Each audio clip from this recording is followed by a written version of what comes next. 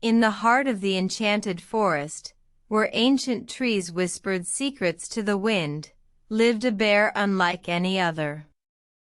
Known as Bear of Wisdom, he was respected and revered by all creatures great and small.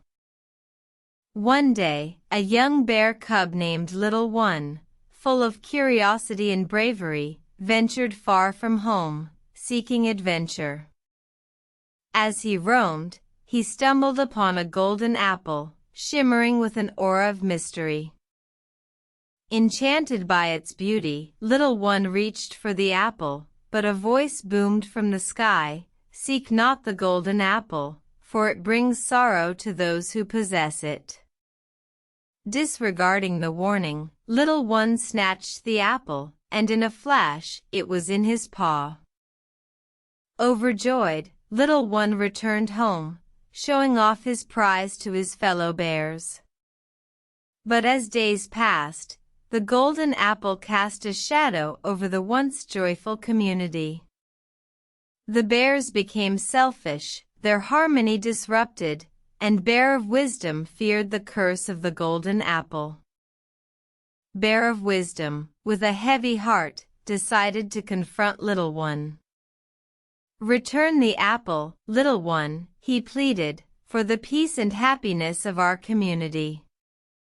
Little One, realizing his mistake, hesitated but was too enamored by the apple's allure. Bear of Wisdom, knowing he could not force Little One, devised a plan.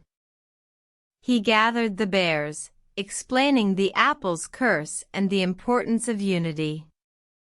Moved by his wisdom and the love for their community, the bears made a promise to help each other, regardless of their differences.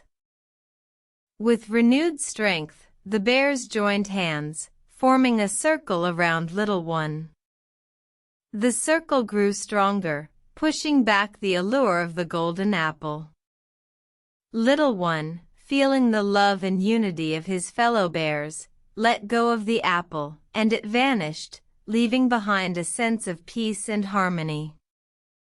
From that day forward, Bear of Wisdom and the bears learned a valuable lesson, that true wealth lies not in material possessions, but in unity and mutual respect. And the enchanted forest flourished, with the bears living in harmony, forever cherishing the wisdom of Bear of Wisdom.